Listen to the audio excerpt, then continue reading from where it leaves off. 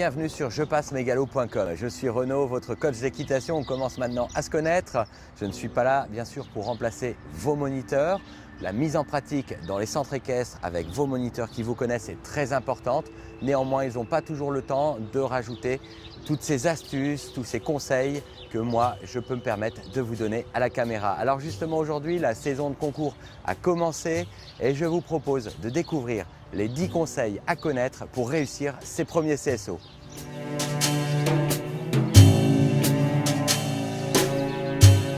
Alors tout d'abord, avant de commencer vos premiers CSO, sachez qu'il est important de s'inscrire dans une épreuve adaptée à votre niveau.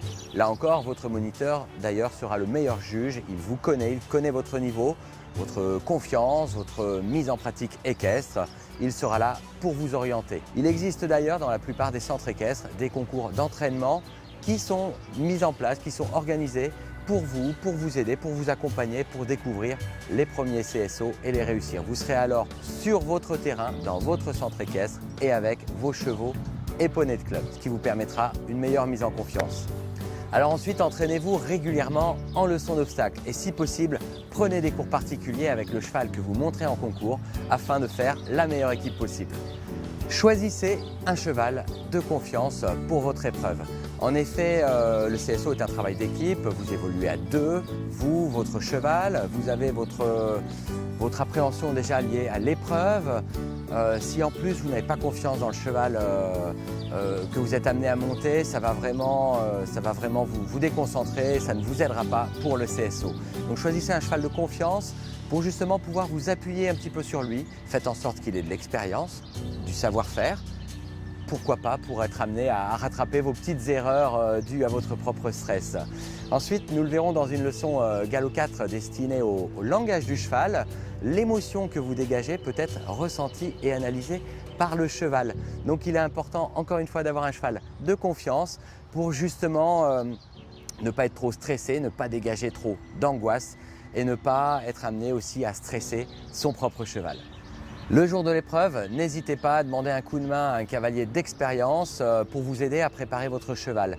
En effet, vous aurez la tête concentrée sur votre parcours et puis il arrive parfois qu'on oublie une ou deux choses dans la préparation de son cheval. Donc ça permet d'avoir un regard extérieur, un petit coup de main à côté pour ne rien oublier, pour bien vérifier, bien préparer son équipement, comme par exemple les guêtres. D'ailleurs, une leçon Galop 3 sera destinée à l'apprentissage pour savoir poser des guêtres sur un cheval dans le bon sens et puis mettre les guêtres adaptées à l'épreuve parce qu'il existe en effet des guêtres de cross, des guêtres de CSO, pourquoi pas des guêtres de dressage pour vos entraînements en dressage.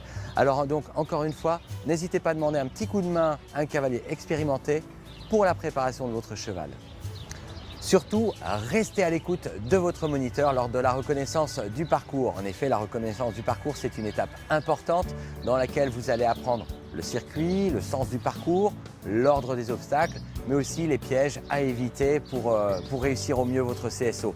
Donc surtout, ce n'est pas le moment de bavarder avec les copains, avec les copines. Restez à l'écoute de votre moniteur, placez-vous le plus proche possible de votre moniteur. N'hésitez pas à lui poser des questions et restez attentif, restez concentré. La reconnaissance du parcours est une étape très importante dans votre CSO.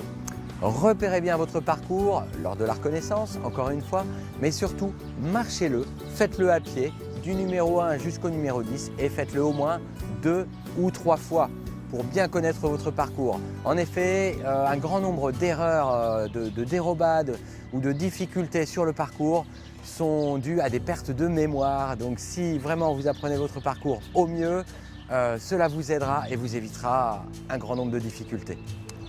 Avant de vous mettre à cheval, vérifiez bien votre matériel. En effet, il a été préparé avec l'aide d'un cavalier expérimenté, mais vous vous mettez à cheval, il va vous falloir ressangler correctement, ressangler même plusieurs fois lors de votre échauffement et puis surtout bien vérifier, bien régler vos étriers, qu'ils soient à la même hauteur, qu'ils soient à une hauteur suffisante pour vous permettre de vous mettre en équilibre.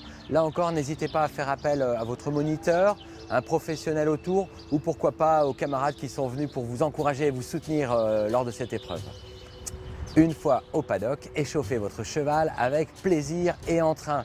avec de l'énergie, du bonheur. En effet, vous n'allez pas à la guillotine, il s'agit d'un concours de saut d'obstacles. Vous l'avez choisi, c'est pour apprendre, c'est pour vous faire plaisir. Donc restez positif, faites-vous plaisir et vous verrez qu'au fur et à mesure de votre échauffement au paddock, vous allez vous libérer. Si vous gardez cette énergie, si vous gardez cette impulsion, vous allez pouvoir l'inculquer, la donner à votre cheval et ça lui donnera de la confiance, ça lui permettra de sauter avec entrain et avec de la réussite. Ça, c'est aussi des points très importants pour vos CSO. Restez calme et confiant. Vous avez fait le plus dur, vous voilà maintenant prêt pour réussir votre épreuve. Ne luttez pas contre le stress fait partie intégrante d'une compétition, mais par contre apprenez à le ressentir, à l'accepter et à l'utiliser justement comme moteur pour l'impulsion, pour l'énergie que vous allez d'ailleurs inculquer, donner à votre cheval. Ensuite, sachez que la plupart des champions, avant de commencer une épreuve, se remettent en mémoire une réussite, un saut réussi, où ils ont eu de bonnes sensations, sur lequel le cheval avait le bon rythme, ils l'ont accompagné de la meilleure manière possible. Voilà, ça va être votre point de départ, votre point de concentration. Vous pensez à quelque chose que vous avez réussi avec votre cheval, à un ensemble déjà exécuté, et vous partez sur votre parcours avec cette idée-là, avec ce point de vue-là. Vous allez voir, cette onde positive va vous aider à réussir vos parcours. Vous voilà maintenant sur le terrain, observez vos obstacles de loin, maintenez une bonne impulsion et respirez, soufflez de manière à avoir une position décontractée et accompagner vos sauts au mieux. Alors toutes ces astuces et ces conseils sont bien entendu repris dans les formations. On aura l'occasion de les revoir en détail du galop 1 jusqu'au galop 7 pour vous aider à évoluer au mieux à l'obstacle et pourquoi pas devenir un cavalier de concours.